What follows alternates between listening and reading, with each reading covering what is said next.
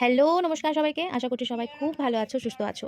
আজকের আমার আরেকটা নতুন ব্লগে তোমাদের সবাইকে স্বাগত জানাই। থালা, বাটি, গ্লাস, মিষ্টি সব নিয়ে বসে পড়েছি। কিসের হাই জন্য কর। সেটা আগে জানাবো। আর এরা সব হচ্ছে আমার বান্ধবীরা। মেয়েদের ঢুকিয়ে আমরা একটু বসেছি। হাই কি করো। কারণে সেটা আগে বলবো, কোথায় বসেছি সেটাও বলবো। একটু সবুর। জানি ভিডিওটা দেখে একটু অবাক লাগবে, কারণ রোজই রান্নাঘরে থাকি। যত রিলস, যত শর্টস সব রান্নাঘর থেকেই শেয়ার করি। মানে আমার জীবনে কোনো কন্টেন্টই নেই, তো কি করব বলেন।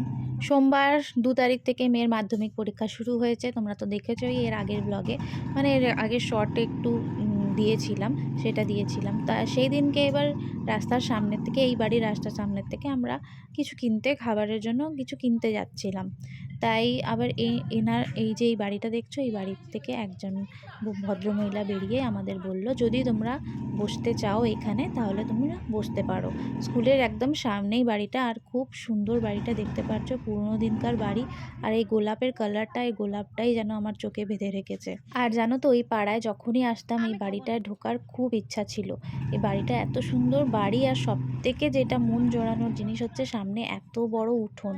মানে অনেক দিন আমার মামা বাড়িতে এরকমই উঠোন ছিল, আমরা খুব খেলাধুলা করতাম। তার একদিন এই বাড়িতে ঢোকার খুব ইচ্ছা ছিল। তারপরে এই বাড়ির মালিক যিনি, তিনি বললেন যে তোমরা ঢুকে এখানে বসতে পারো, তোমাদের কোথাও ঘুরতে হবে না।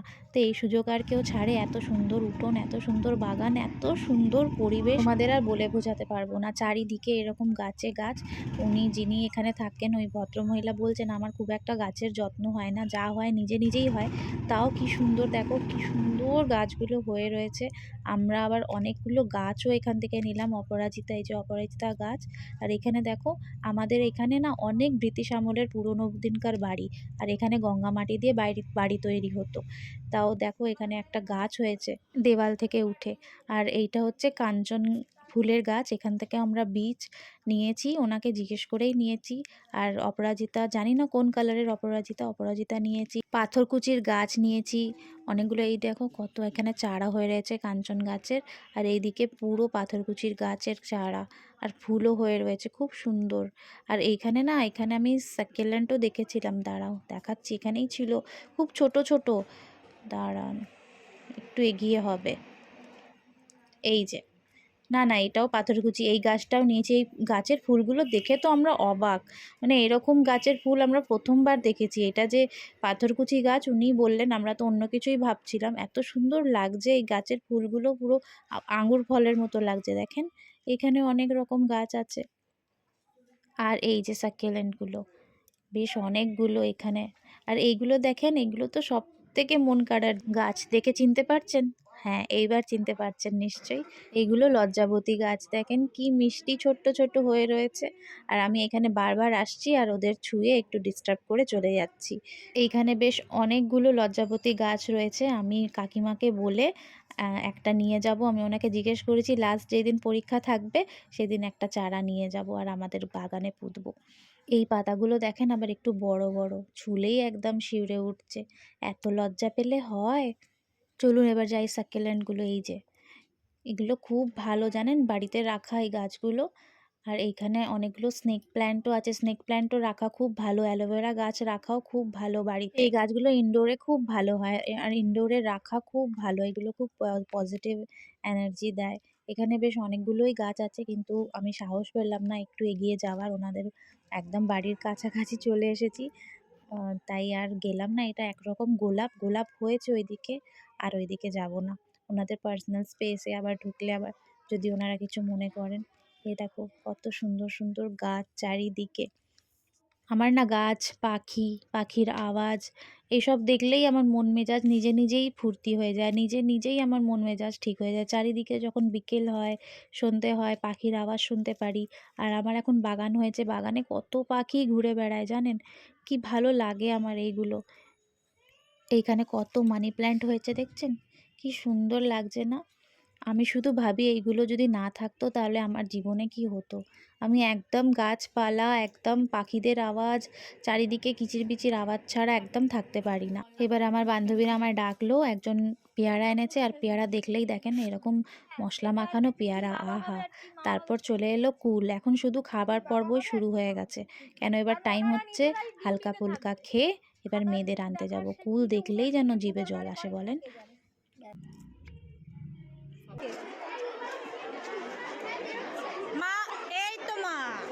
তারপর চলে এলো হাতে পপকর্ন, আর আমাদের প্রথমেই একদম খাওয়া হয়ে গেছিলো মিষ্টি। একজন আবার গুড়ের মিষ্টি এনেছিল, সেটাও আমরা খেয়ে নিয়েছি, সেটা আর দেখানো হলো না। মেয়েদের স্কুল ছুটি হয়ে গেছে, মেয়েরা এবার বেরোচ্ছে। কেমন পরীক্ষা হয়েছে কি না হয়েছে সেটা আপনারা নিজের ওর মুখেই শুনে নিন। ও বেরিয়েই ওকে জিজ্ঞেস করবো, আর যদি ও নাচতে নাচতে বেরোয় তাহলে ভালো হয়েছে, আর যদি মুখ ব্যাকা করে বেরোয় তাহলেই বুঝে যাবেন যে মেয়েরই অপেক্ষা করছি। এবার আসবে, সবাই বেরোচ্ছে।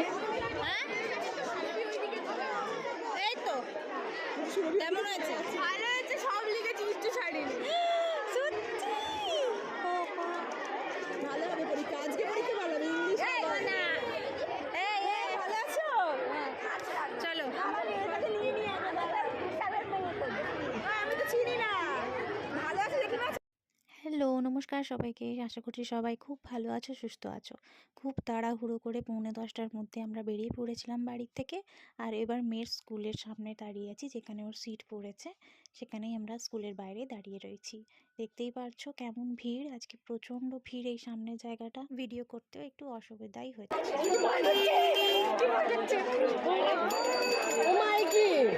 এখন তো জিন্দগি পড়ে আছে, প্রথম পরীক্ষা, এখন জীবনে অনেক পরীক্ষা বাকি রয়েছে।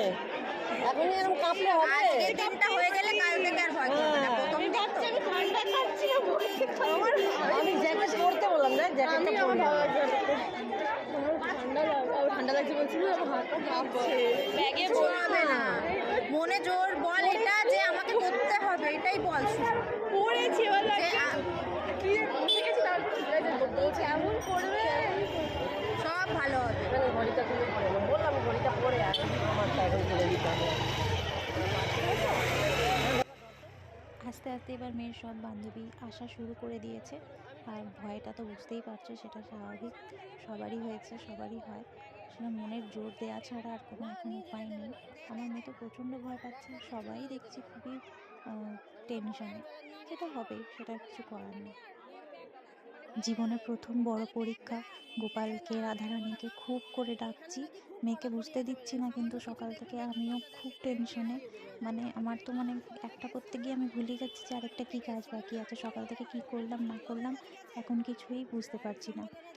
তাহলে চলুন দেখে নিই। এবার মেয়েদের ঢোকার সময়ও হয়ে গেছে, আমরা স্কুলের বাইরে দাঁড়িয়ে রয়েছি। চেনটা দে, আমায় দে, বাবাকে দিয়ে দে।